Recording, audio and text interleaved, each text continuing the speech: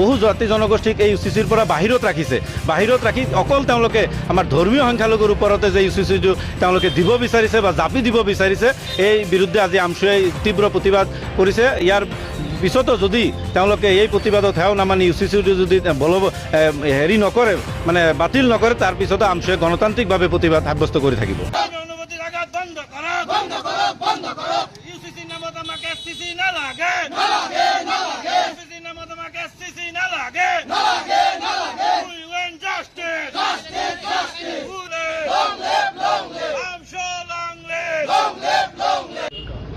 আজি আমছুৱে গোটেই অসমজুৰি গভৰ্ণমেণ্টে যি অসম চৰকাৰে যি UCC আইন আনিছে, যোৱাকালি আপোনালোকে দেখিছে যি দেৱানী আইন বিধানসভাত উত্থাপিত হৈছে, সেইটো আমি আমছুৱে তীব্ৰভাৱে বিৰোধিতা কৰিছোঁ।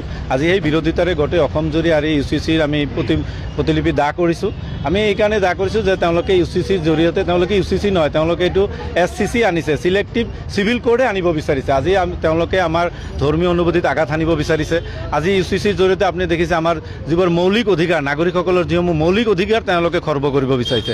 আজি সংবিধানৰ অনুচ্ছেদ 25ৰ পৰা 30লৈকে যিবিলাক অধিকাৰ আমাক সংবিধানে দিছে, এই অধিকাৰসমূহ তেওঁলোকে খৰ্ব কৰিছে। সেইকাৰণে আমি অসম চৰকাৰক এই UCCৰ বিৰুদ্ধে আজি আমি ইয়াত প্ৰতিবাদ কৰিছোঁ। আৰু আমি এইটো ক'ব বিচাৰিছোঁ যে তেওঁলোকে বহু জাতি জনগোষ্ঠীক এই UCCৰ পৰা বাহিৰত ৰাখি অকল তেওঁলোকে আমাৰ ধৰ্মীয় সংখ্যালঘুৰ ওপৰতে যে UCCটো তেওঁলোকে দিব বিচাৰিছে বা জাপি দিব বিচাৰিছে, এই বিৰুদ্ধে আজি আমছুৱে তীব্ৰ প্ৰতিবাদ কৰিছে। ইয়াৰ পিছতো যদি তেওঁলোকে এই প্ৰতিবাদত হেও নামানি UCCটো যদি হেৰি নকৰে, মানে বাতিল নকৰে, তাৰ পিছতো আমছুৱে গণতান্ত্ৰিকভাৱে প্ৰতিবাদ সাব্যস্ত কৰি থাকিব।